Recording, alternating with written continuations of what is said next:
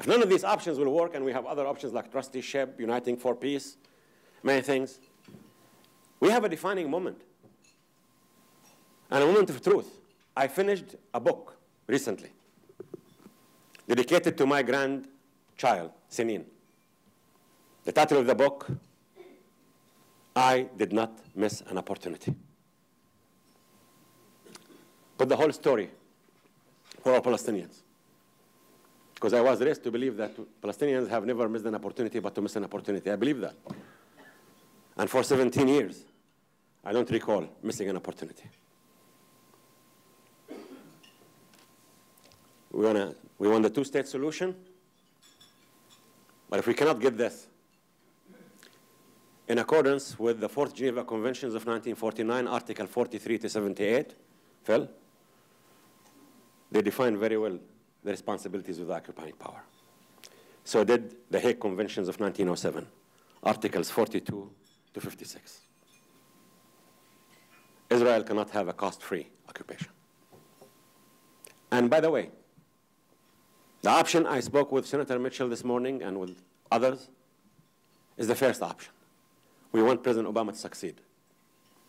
We want them to have Mr. Netanyahu stop settlement activities and focus on borders and security for 3-4 months. We can do it. But if they come in a month or so and say we could not, the options I described to you and more will be sequential. And they're not a reaction. They're not a threat. We're in no position to threat anybody. We're not bluffing, all right? You can call us and President Mazen anything you want, but I think decency and honesty have been the special marks of President Mahmoud Abbas, and that's the truth. So the choice, in my generation, we have made our choice. Peace, a two-state solution, in 1967, with special arrangements of modifying minor the land, security arrangements, and they have our positions, the Americans and the Israelis, on all core issues, including end of conflict, end of claims. We haven't heard anything back from them. I hope the choice will be peace. And if it's not today, if it's not in 2 years, if it's not in 10 years, there'll be a two-state solution. But the sooner we do it, the more lives of Israelis and Palestinians we will save. Our region today is going down the drain. It happened before. If the lights go off, all the Marines on earth will not be able to put it back on for the next 200 to 300 years.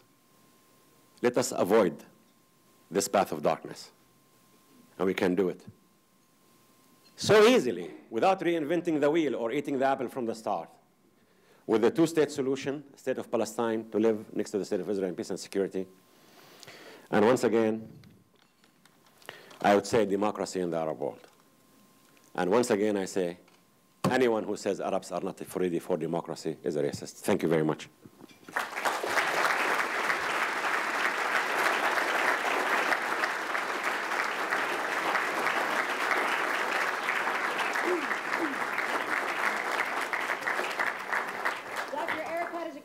Questions. We have Millie's interns with microphones. Please raise your hand, and I'll direct the microphone direction.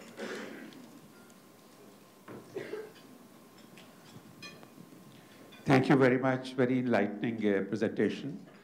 You know, everything has a limit, even the human patience. And the way you describe this issue, do you think the solution, two-state solution, lies in Middle East, or two-state solution lies in Washington? This is one part. The second part is it Israel is a cultured, civilized democracy. Do they want the same thing for their neighbors? And do Israelis love Palestinians more, or the Palestinians love Israelis more than Palestinians are being loved by Israelis?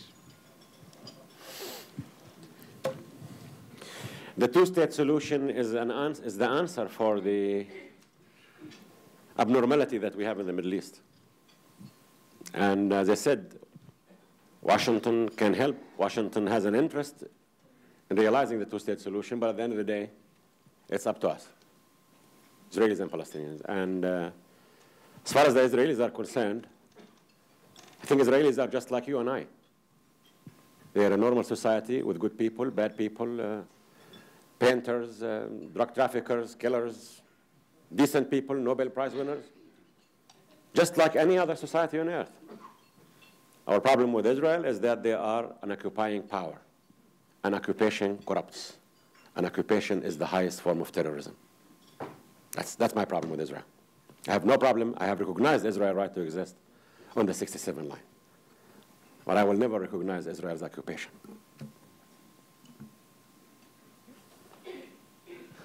Welcome, Mr. Erekat. I am a Palestinian. I lived in the West Bank under the occupation, and I 100% agree it's a racist state. I experienced that. My question to you is, why not one-state solution is an option for the Palestinian, given the failure of the two-state solution? And won't that agenda expose the apartheid system in the West Bank and for even Israeli Arabs? Why don't the Palestinian leadership pursue it, organize it for it? And I'm sure you'll get a lot of support everywhere, maybe more support than a two-state solution from Western powers. Thank you. I don't blame Palestinians when they get angry and then they introduce options. No, my option, with all due respect to your option, and you know Palestinians are fully democratic, we have no option but the two-state solution. Trust me, believe me. Ethnicity, language, religion have been the classical recipes for ills and wars. And we want to live and let live. We've suffered so much. We really suffered so much. And we don't need to shoot ourselves in the foot by saying a one-state solution. But, as I said, if the Israelis refuse the two-state solution, and they insist in calling the West Bank Judea and Samaria, and Jericho, Yericho, and Jerusalem, Yerushalayim, and me, Mar Erekat. Well, once I asked Mr. Sharon, close your eyes and walk me through the year 2030 from my hometown, Jericho, to the Tel Aviv. What do you see? He looked at me angrily and he said, this question doesn't make me go to sleep. I said, well, you can sleep without pills. Have a two-state solution. That's our pill. That's a pill. That's a cure.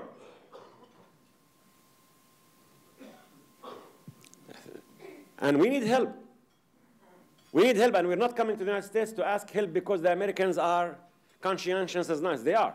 But they have a vested interest. A two-state solution is a cardinal American national interest now. So it's not going to be in my hand. I told you I'm going to publish a book very soon. I hope that I will not. Telling my granddaughter, I did not miss an opportunity. And there are today signs in Ramallah that tells me, until Abu Mazen, one state. The solution is one state. There are Palestinians who are talking about it. But what this would do? Would it solve problems? Would it save your son of the future if he wants to live in Ramallah or Jericho or in Al-Quds? It will not. So let's stay as Palestinians on the high ground. Let's stay with vision and farsightedness and above all courage. I know you have been more patient than any people on earth. I know you have suffered a great deal. I know you don't want to use your ears anymore to hear Saib, Erekat, or anybody else. It's been too long. But believe me, it's worth it. Because that's the only option, the two-state solution.